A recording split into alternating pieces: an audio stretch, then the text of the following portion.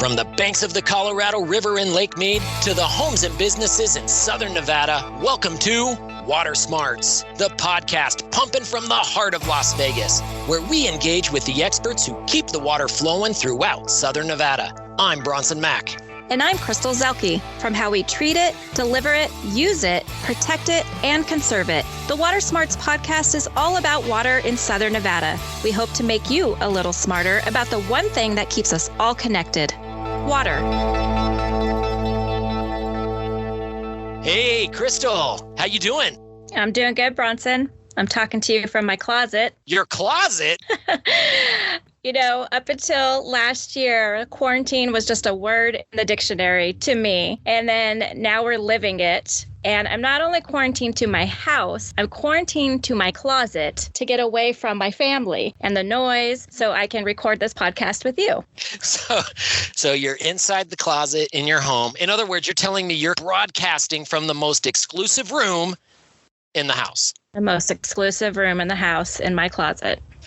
Actually, Crystal, I got to confess, that's not my joke. That's a joke I stole from Dana Wagner. I took Channel 3 out to intake number 3, and we got to go down 600 feet underground and see the construction.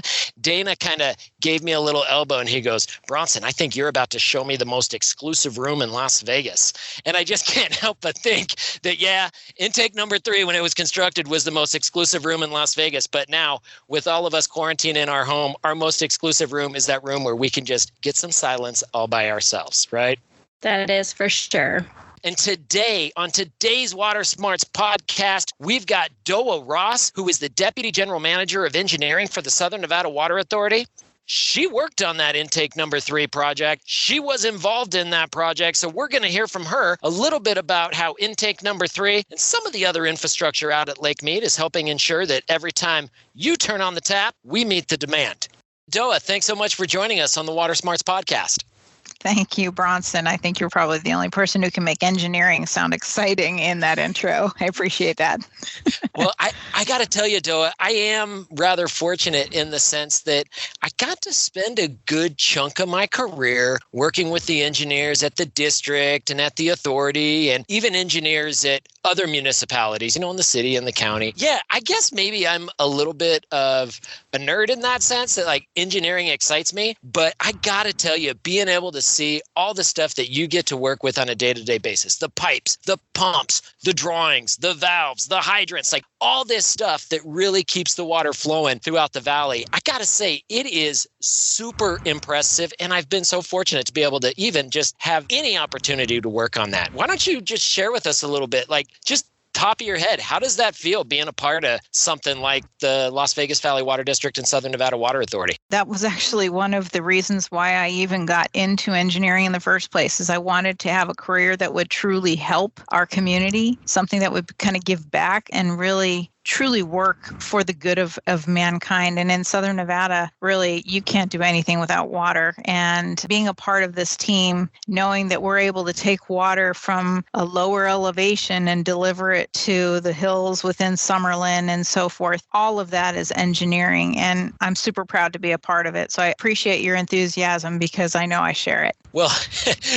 that's fantastic. The thing that you just brought up there, just in referencing the fact that you really can't do anything without water, right? I mean, and here in Southern Nevada, it fuels our economy. It allows us to be the community that we are. It allows any community to be what it is. So water is so important. But, one thing we've experienced here in Southern Nevada, and actually throughout the entire Colorado River Basin, are some pretty significant drought conditions. Drought conditions that have not just come and gone, but have stuck around now for almost 2 decades. Can you talk a little bit about how the drought has impacted the Southern Nevada Water Authority's ability to provide water to our community? Sure. I mean, if you think about it, we have been in a drought since 2000. For the average student graduating from high school, they have never not lived in a drought in Southern Nevada. So this is impacting us significantly. And when you look at where we're pulling our water from, Lake Mead itself, the elevation that we've seen, and if you've been here a long time, you might have even known way back in the day when we had to actually release water through the spillways days of the dam. We've seen such a drought that the elevation of Lake Mead has already fallen more than 130 feet. And the capacity of Lake Mead, if you think of it, and I've often said this in some of my public speakings, the shape of Lake Mead, if you look at it, is almost like a martini glass. And if you're enjoying a martini, the first couple sips, your drink's still there. And then all of a sudden, after a couple more sips, your drink drops real fast because the volume left in that martini glass reduces significantly. And that's kind of what we see here. And so for us, we have to have the infrastructure prepared and ready and able to deliver water to our valley, our Southern Nevada residents and customers and even tourists continuously in a way that we're not threatened by the drought. We have to be able to look ahead, prepare, and be ready to pass that up. Yeah, I was lucky as a kid to be able to go out to Hoover Dam when the spillover happened. I think I have some photos, which are in a box somewhere, because who has their photos around anymore? They're all on a computer, but of the water spilling over, and just so sad that that was the last time that we got to experience that. And now you go out there and we obviously see the ring around the lake. And it's sad for people who've lived here for a long time to see the lake go down. So Doa, what is the SNWA doing as far as infrastructure to protect our water system? Well, that's a great question and something that we're actually truly very proud about.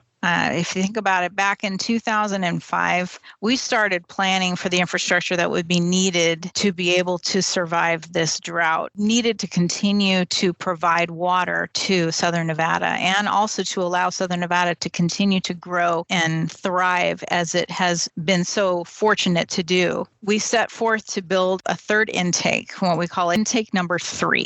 And that is at an elevation much lower than our first 2 intakes that we've been traditionally operating. And as the lake levels drop, we want to be able to pull water from such a deep elevation within the lake to know that we can ensure that we still have water, but we'll also have clean water, colder water, a better quality of water, and to be able to survive. That actually was a major undertaking, one of the largest drilling projects in the history of this country. And we drilled deep under Lake Mead, and it's about 3 miles long, and we were able to complete that and put it into operation in 2015. So intake number 3, as you were just referencing there, Doa, did you indicate that that was the largest tunneling project in the U.S. at the time? Yes, it was definitely a major undertaking. I mean, if you think about it, we're drilling underneath some of the heaviest, densest geo-earth, if you will, rocks and so forth. We don't have the luxury of GPS. We cannot grab GPS. This entire thing had to be done by old-fashioned surveying, and we had to get to a spot within the lake with a very, very small tolerance of accuracy, and we nailed it. And it was one of the most exciting days because it was such a challenging project and very progressive. Definitely something that has been showcased throughout the country and the world because it is something that a lot of other areas have been able to look to as an example. You actually bring up another good point there because Crystal actually worked on a documentary with regards to intake number 3, and that documentary is available on YouTube. In fact, anybody who wants to view that documentary, it's about a half hour, correct, Crystal? It is. It's a half hour, and it covers 7 years of constructing the intake. And yeah, you talk about forward planning and thinking. I mean, all the years that went into it before it happened, and then the 7 years it took to build it, it was pretty cool to watch happen. It is. So you can find that documentary. You can simply search SNWA Intake 3 documentary or just Intake 3 documentary, and it'll be one of the first things that'll come up in your Google search. And to your point, Crystal, that's 7 years of underground construction activity underneath Lake Mead, the most challenging tunneling project in the United States or maybe even in the world at that time. And you get to experience it all in 28 minutes just by going to YouTube. That's pretty impressive in and of itself.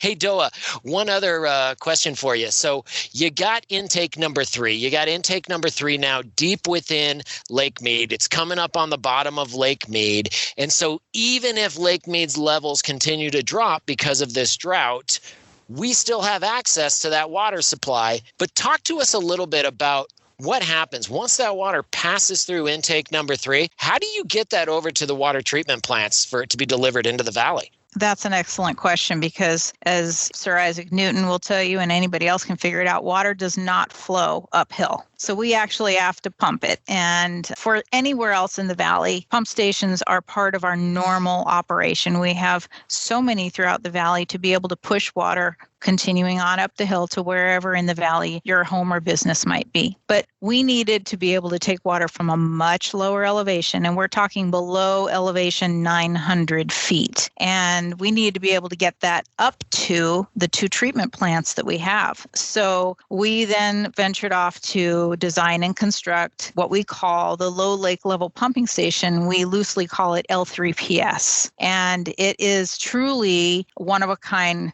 pumping station. In fact, it includes 34 submersible pumps. And these pumps, when you consider the amount of water that needs to go through them and the total lift, I'm talking elevation that they have to push them up, they are truly the largest submersible pumps in the world. We went out to pumping manufacturers all over. Nobody had ever made something of this size and magnitude before. And we were able to secure 34 of these submersible pumps. All of them have been installed. Each pump can push 30 million gallons of water a day. The total pumping station has a capacity of 900 million gallons of water a day, and that's enough to supply both of our treatment plants combined. And intake number 3 and that low lake level pumping station working together will give us the capability to pump water even if Lake Mead continues to drop to what we call critically low levels. We'll still be able to provide water to Southern Nevada. So intake number 3 and the low lake level pumping station will ensure that we have access to our water supply going into the future here, even if the drought continues? Absolutely. We have an opportunity to develop partnerships with other Colorado River users. I mean, if you think about it, there is an elevation in Lake Mead that if the water drops below 900 feet, Hoover Dam can no longer take water through it to generate power or to even release water to Arizona, California, and Mexico, the 3 continued users down the Colorado River. So we have ensured the ability to still receive water, even if we get to a point where that water can no longer make it through Hoover Dam to the downstream users. This was very critical and an absolute decision that we made on purpose to ensure that we have the ability to continue to supply water to Southern Nevada. This is a theme I'm saying, if you've picked up on that. I'm picking up on that theme, Doa. And I gotta tell you, I think one of the things I'm seeing here is like, that's it? You're telling me that's what it takes? It takes a tunnel underneath Lake Mead that's 20 plus feet in diameter. It takes a pump station that is capable of pumping the full elevation of the lake. It takes some of the largest submersible pumps known to mankind in order to move water over to our treatment facilities and get that water into the valley. That's it? That's all that it takes in order to get water to this community? Am I missing something? Well, I mean, we wouldn't say that's all that it takes. I mean, we obviously all do our secret rain dances, and we hope that Mother Nature will bless us in some fashion in the future. But we were very fortunate to be able to provide a solution to this drought with engineering and construction. We are a very fortunate community in that we are actually located along that Colorado River, and we're able to pull that from an elevation that will continue to provide water, and we can keep doing it even if downstream somehow or another finds themselves a little dry. And I got to kind of joke back a little bit here because obviously, as I'm saying, that's all it takes. I mean, that is a considerable amount of infrastructure and engineering and ingenuity that has gone into helping ensure that our 2 million plus residents continue to have the water that they need. Every time they go to the tap, boom, your water agencies in Southern Nevada are meeting that demand. That is really impressive. Do you have thirsty grass? Well, you're in luck. The Southern Nevada Water Authority is giving you cash for your grass. Convert your useless lawn to WaterSmart Landscaping and receive a cash rebate from the Southern Nevada Water Authority. Start saving water and money today by visiting SNWA.com. SNWA is a not-for-profit water agency. Doa, can you just talk a little bit more about, now that we've got this deeper access in Lake Mead with the third intake and the low lake level pumping station, and that protects our access of the Colorado River, but it also creates some opportunities for us for partnerships on the river. We've heard a little bit about that. Can you just kind of expand on that a little bit? How does intake number 3, low lake level pumping station, really help us to partner more effectively on the Colorado River? Sure. Obviously, as I mentioned, with the Lake Mead level, if it drops below 900, then the states downstream suddenly find themselves without water. So it is in everyone's best interest to keep the elevation of Lake Mead as high as possible. And now that we have the third intake and the low lake level pump station and the ability to draw water at the full elevation of Lake Mead, it puts us in a unique position to be able to have those discussions about transfers and exchanges, where we can partner with an agency and investment in their infrastructure in exchange for a share of their water being left for us. And a perfect example of that is we are currently partnering with Metropolitan Water District of Southern California. They're constructing a major recycling project where they would take their wastewater, treat it to near drinking water standards, inject it into the ground where it gets filtered naturally, and then be able to take that back out for reuse. And by us working with them and saying, if I participate in the cost on that, can, in exchange for that, you leave a portion of your shares in Colorado River for Southern Nevada to keep. And that is something that has been approved, and we're working with them on that. And it's super exciting because it is an additional resource that is a win-win for both Southern California and Southern Nevada. Wow. So with this project, the Metropolitan Water District is expanding their recycled water, because right now their treated wastewater mostly just goes to the ocean. Isn't that correct? That's correct. They are in the opposite elevation situation as we are in Southern Nevada. We are able to treat it and send it out to the treatment plants, get it treated to near drinking water standards, and then release back downstream into the river. They don't have that ability to do return flow credits the way we do. So they're basically creating their own return flow credit system by using their groundwater this way. And then by maximizing this reuse or this recycled water, and Southern Nevada investing in that project, we will get a share of water from that project, but we would be able to access it directly from Lake Mead, correct? That's correct. That's really interesting. Is this the same as us investing in a desalination plant? Correct. So again, this would be a trade. Obviously, we would not want to have a desalination plant and then have to pipe that water back to Southern Nevada. The absolute cost for that, between just having to, if you can imagine, taking from what is sea level all the way back to our elevation, the amount of pumping and pipes and power necessary to do that would be insane. So instead, this would be just like that, a trade. We would invest in their desal plant so that they would leave a share of their water in Colorado River for us. Wow, that is really interesting, and that makes a lot of sense. So rather than piping and pumping water from the coast to Las Vegas, we would just work out an arrangement where water supplies would be used locally in those coastal areas. We would then get a like amount of water out of Lake Mead. And that really then is a big reason why SNWA was more confident in making those investments in the low lake level pumping station and intake number 3. Not only did it secure our access to our existing supplies, but it gives us some leverage to be able to negotiate for additional supplies on the river. That is really interesting. Now, Doa, prior to the low lake level pumping station and intake number 3, our community didn't have that full access to the full elevation in Lake Mead. And we had 2 intakes, and I think those 2 intakes still exist in Lake Mead, but they were at higher elevations within the lake. Do you think there will ever be a time when intake number 1 and intake number 2 end up being used again by SNWA?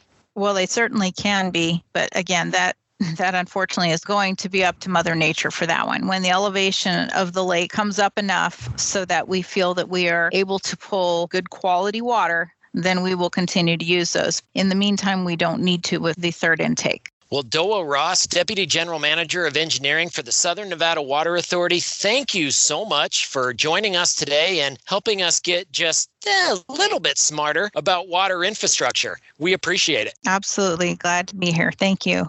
Oh, and hey, actually, SNWA just approved some amendments to the Major Construction and Capital Plan. I know we didn't get to talk about that. Those are some exciting regional projects that are on the horizon. So we're going to have you back in the not too distant future to talk about some of those projects that are helping maintain reliable water delivery for Southern Nevada. Thanks again, Doa. Absolutely. Thank you. The Water Smarts podcast is brought to you by the Southern Nevada Water Authority, which reminds you to follow the mandatory seasonal watering restrictions. You can find your assigned watering days on SNWA.com. You also can find landscape tips and rebate coupons to help you save water and save money. Have you ever noticed that right after you wash your car, it seems to rain? Since we don't get much rain here in Southern Nevada, you can just tell how often I wash my car. But I like to use a local WaterSmart car wash when I do wash my car, and the Southern Nevada Water Authority offers car wash coupons on its website. Go to SNWA.com to find coupons for more than a dozen car wash companies with multiple locations throughout the valley. The great thing about a WaterSmart car wash is you'll get a clean car and you'll save water. WaterSmart car washes recycle water on site, or capture it and send it to wastewater treatment facilities where it can be treated and returned safely to Lake Mead. Make sure the next time you plan to wash your car, you visit SNWA.com to find your coupon to a WaterSmart car wash near you. Well, that's it for this episode of Water Smarts. We hope you subscribe and listen next time. You can send us your questions by emailing us at watersmarts@snwa.com. Or visit us at snwa.com and you can send us a message through our contact page. We'll make sure to get back to you with an answer, and we may even use your question on our next podcast. We'll see you next time on Water Smarts.